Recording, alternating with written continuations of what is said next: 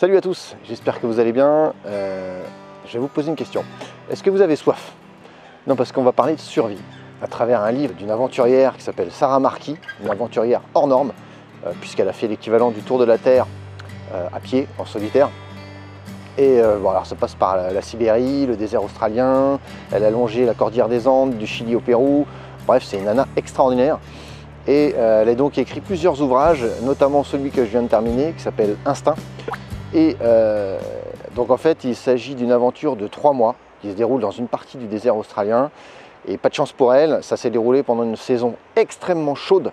Donc tous les plans d'eau et les ruisseaux étaient asséchés.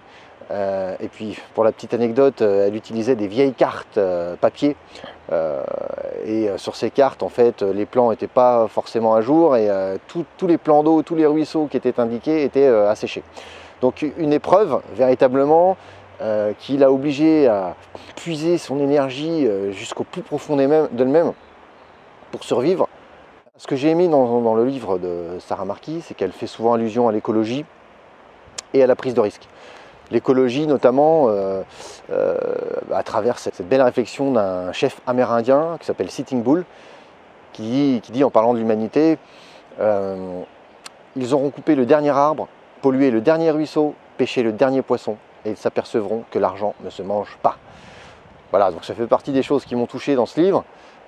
Pour l'anecdote aussi, malgré le fait que les plans d'eau étaient extrêmement rares, quand Sarah Marquis s'attardait auprès de l'un d'eux, elle n'y restait jamais très longtemps, elle prenait juste le minimum nécessaire pour s'abreuver et survivre, et elle s'en allait aussitôt pour ne pas déranger l'écosystème. Bon, et puis accessoirement, elle avait une peur viscérale des crocodiles qui pullulent là-bas, et surtout pendant cette période de saison sèche où il y avait très peu de plans d'eau. Donc tout au long du livre, effectivement, on flippe un peu avec elle parce qu'on a peur de croiser la route de ces crocodiles qui n'hésitent pas à s'éloigner vraiment très loin des plans d'eau pour aller chercher leur proie. Donc c'est assez flippant. Donc voilà, donc Sarah Marquis, comment elle survit? Elle survit en mangeant des fruits comme des graines de baobab par exemple, des pêches sauvages, des plantes aquatiques. Et puis il faut dire qu'elle s'est énormément documentée et inspirée du mode de vie des aborigènes qui sont habitués à survivre au milieu du désert australien. Et puis de temps en temps, elle mangeait des galettes de farine, elle transportait de la farine. Il faut dire qu'elle avait un sac à dos de 30 kg sur le dos par 40 degrés à l'ombre. Donc il y avait des choix à faire en termes de poids et de volume. La priorité allait à l'eau, évidemment, sachant qu'il y avait très peu de points d'eau disponibles. Donc elle était obligée de supporter énormément de quantité d'eau au détriment de la nourriture. Et c'était franchement difficile dans ce milieu hostile et totalement asséché. À côté de ça, il y avait des moments extraordinaires avec ces paysages contrastés aux couleurs rouge sang pendant les couchers de soleil. Et puis cette voie lactée qu'elle avait le sentiment de pouvoir toucher du doigt. Il faut dire que moi-même j'ai eu le plaisir et le bonheur de marcher quelques jours dans le désert australien. Alors bien évidemment, c'était sans commune mesure avec ce qu'a traversé, ce qu'a vécu Sarah Marquis, puisque moi ça n'a duré que quelques jours. Mais en tout cas, j'en ai gardé un souvenir extraordinaire. Mais pour en revenir à Sarah, elle a subi une crise encore inexpliquée, qui a failli elle a failli y laisser sa peau, quoi, hein. Et puis donc voilà, au niveau de la notion de prise de risque, c'est vrai qu'elle explique qu'on n'est pas formé à l'école, et ça j'en parle souvent aussi dans Vas-y fonce. Non seulement on n'est pas formé à l'école pour prendre des risques, mais en plus on passe notre vie à faire face à des gens sans scrupules ou des professionnels même qui vendent des assurances et qui vous expliquent de long en large que de toute façon il ne faut rien tenter, tout est risqué, tout est dangereux, il ne faut surtout pas prendre de risques.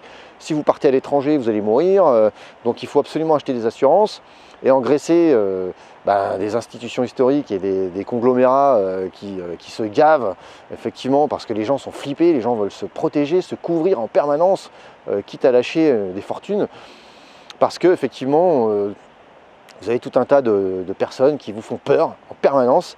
Et puis c'est ancré dans notre culture, on nous apprend à rester bien soigneusement sur des rails, à suivre les mêmes sentiers que nos prédécesseurs, et surtout ne pas prendre de risques, ne pas s'écarter du troupeau. Et résultat des courses, le jour où on se retrouve sur un lit d'hôpital, il se peut qu'on ait des regrets parce qu'on n'a pas tenté l'aventure que certaines personnes vivent. Alors on n'est pas obligé,